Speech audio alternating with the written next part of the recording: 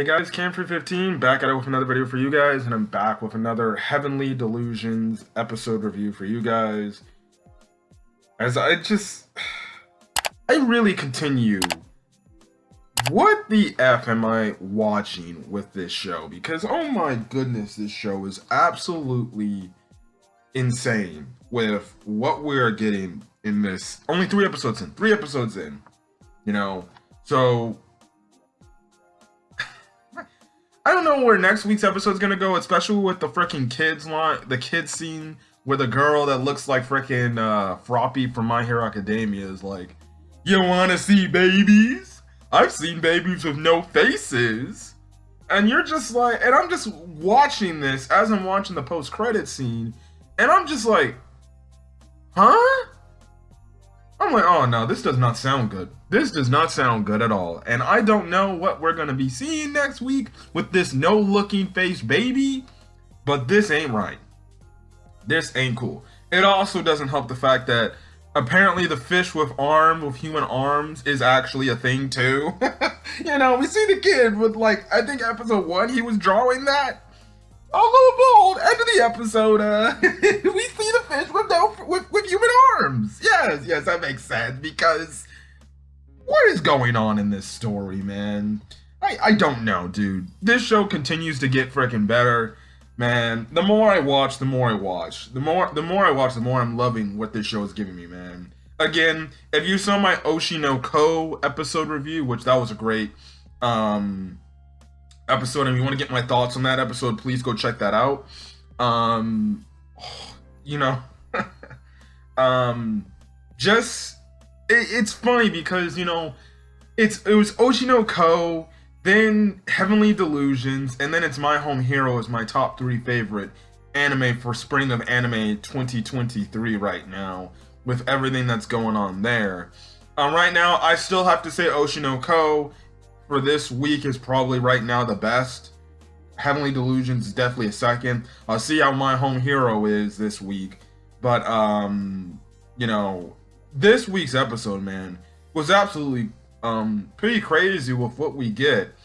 We get the confirmation here pretty much that, yes, the brother is in the sister's body. And that is just strictly due to, I wouldn't say exactly a body swap, but pretty much brain switching, I'm guessing? Which, it's weird, but we pretty much get a flashback 5 years ago, and apparently it's 10 years after this calamity hit. So the time zone on this, it's still kind of weird.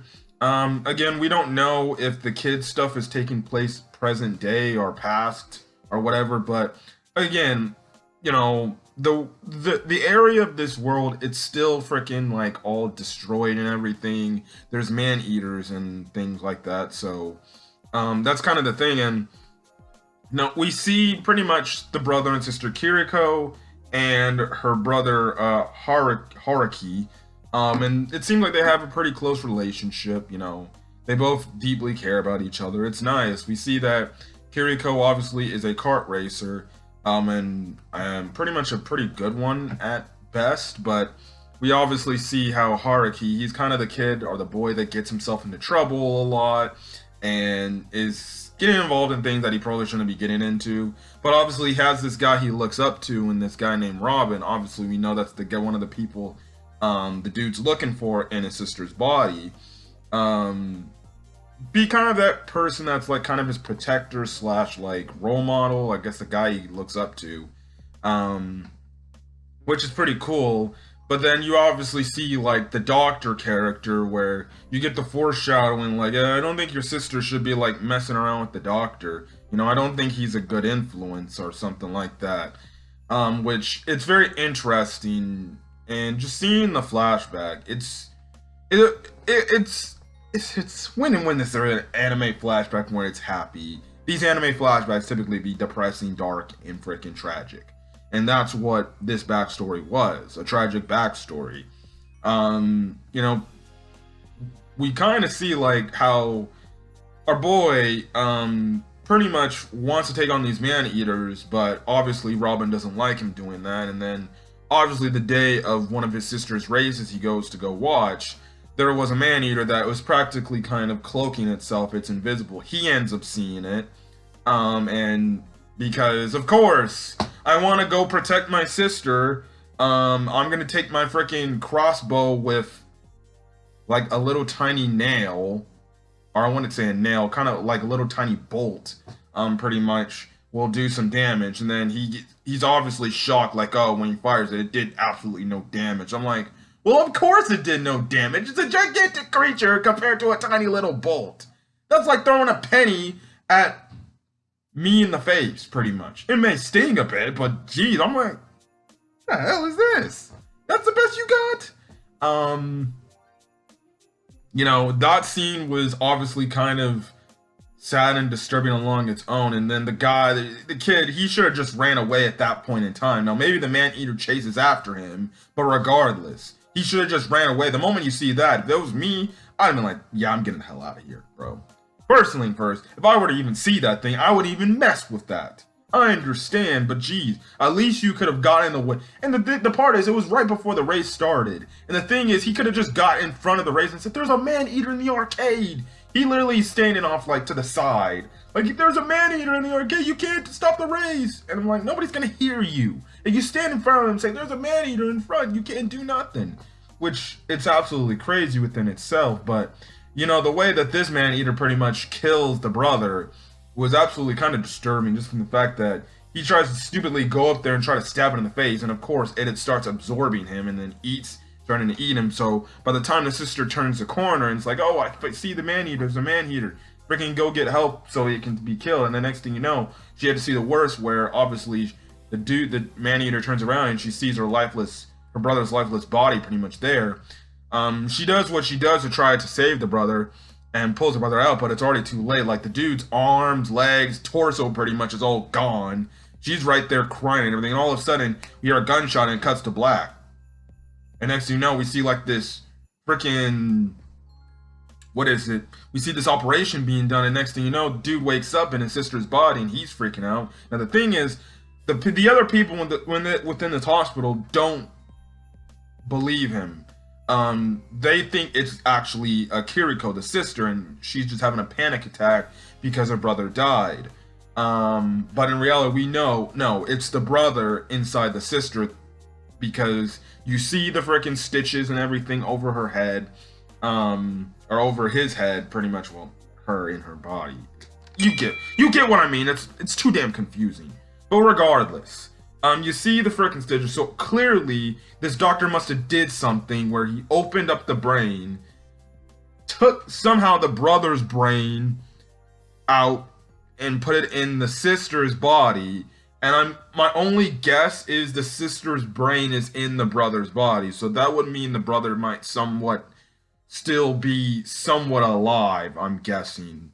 Because I think technically, well, then again, it's brutal wounds. Well, maybe if you, I don't know. I think a human can actually survive if they lose most of their body, which is their arms and their torso in it. Well, I don't know. Maybe. We'll find out. That's another mystery. But we pretty much find out why Kiriko wants to go after the doctor. Because obviously that's the brother in her sister's body and wants to see, what the hell did you do to my sister? Now, we don't know if that was the doctor that shot the gunshot. We don't know. That could be some sort of plot twist reveal later down the road. Maybe it's, how about this? I want to throw, I'll do this. You know, I'm going to do speculation. I'm going to do speculation here. What if,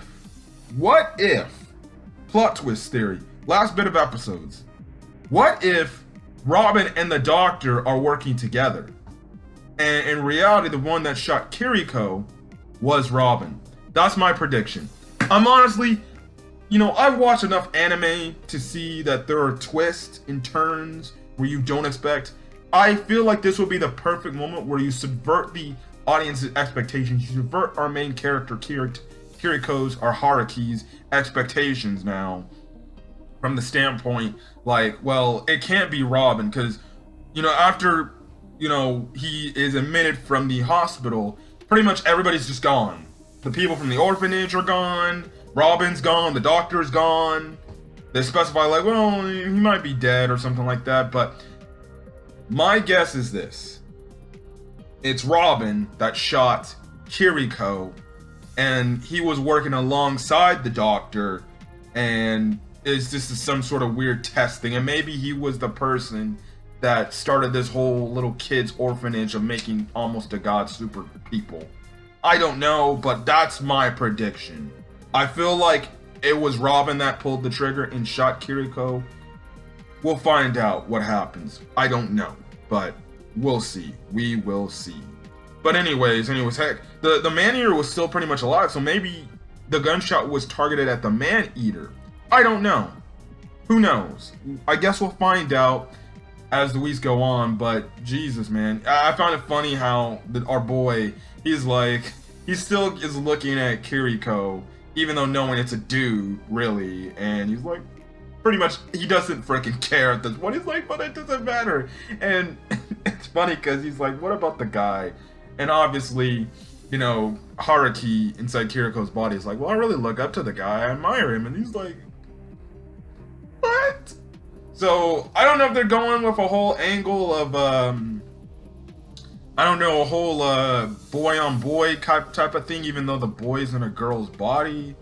I don't know. It's kind of strange, unless I guess they find a way to get the sister's brain back, but then again, you have no connection to the guy, but I don't know. Maybe the guy will have a happy ending. He'll end up with the girl he likes, even though maybe it's a dude in the inside. I don't know. Maybe the guy's just gonna have to accept, Haruki's just gonna accept that, well, guess what?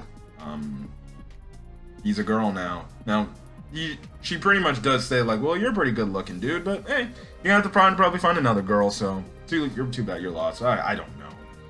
But yeah, but the fact that we end the episode off with the fact that there's a fish and it's got human arms, and then we get the post-credit scene with the fact that, oh, this girl is like, you want to see babies with no face?